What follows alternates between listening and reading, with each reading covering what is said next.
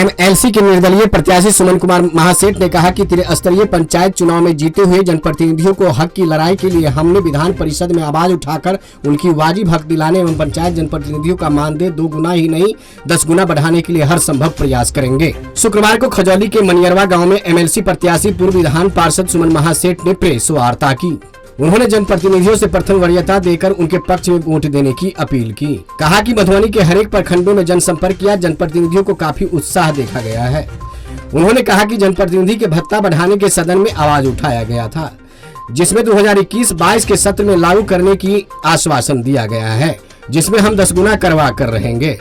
पंचायत में मुखिया, वार्ड सदस्य, पंचायत समिति सदस्य, जीप सदस्य की योजनाओं के बिना जांच के किसी जनप्रतिनिधियों पर प्राथमिकी दर्ज नहीं होने का पूर्व में विधान परिषद में आवाज उठाकर नियम लागू करवाया है। कहा कि अपने कार्यकाल में खजौली रेल सड़क का निर्माण सहित कई योजनाओं पर काम किया। बिहार के विकास में जनप्रतिनिधि का बहुत बड़ा योगदान है।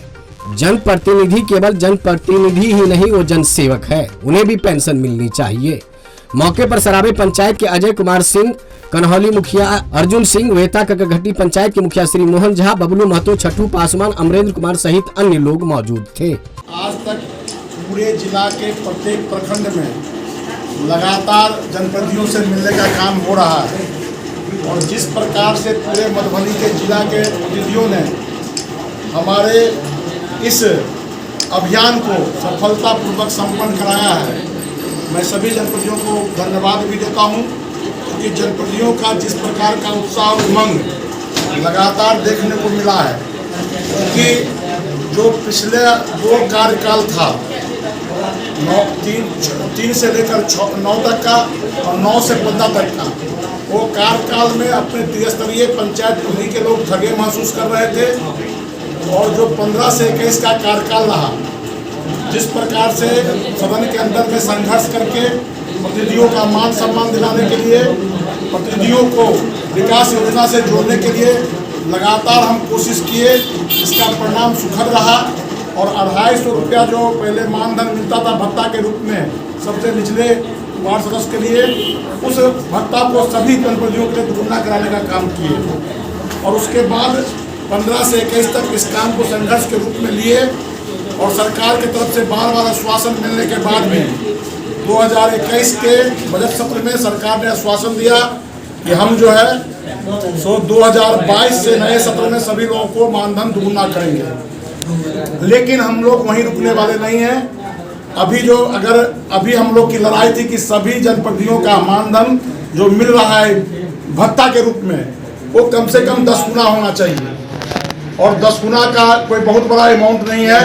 सरकार का जिस ढंग से बिहार में विकास की बयार बढ़ी है, उसमें त्रिस्तरीय पंचायत प्रतिनिधियों का सबसे बड़ा योगदान है।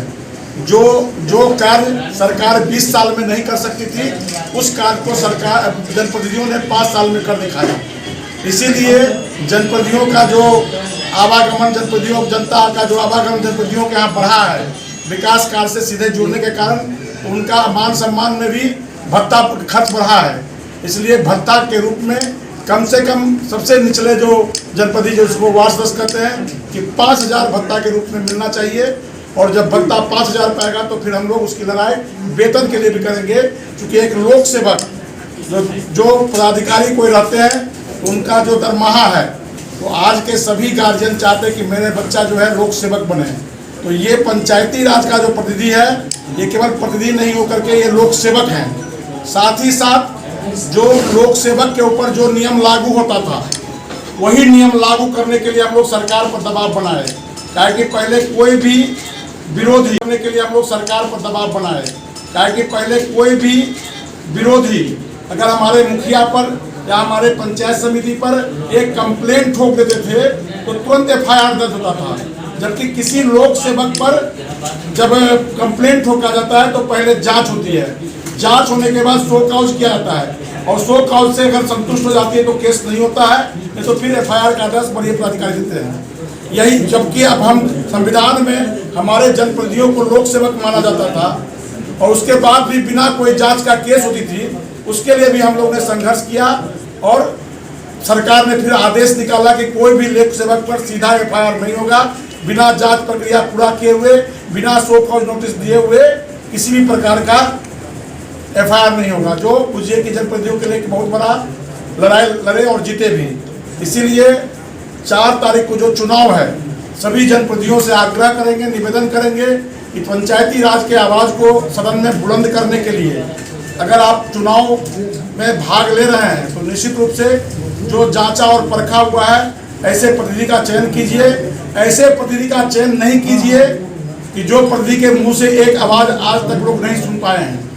आज तक कहीं भी किसी भाषण में या किसी डिबेट में आज तक उनका भाषण नहीं सुने हैं। ऐसे लोग भी आज जनप्रतिनिधि का प्रतिनिधि बनने का सपना देख रहे हैं। इसीलिए सभी प्रतिनिधियों से आग्रह निवेदन करते हैं कि 4 तारीख का जो चुनाव है वो चुनाव आपके मान सम्मान के बढ़ाने के लिए है,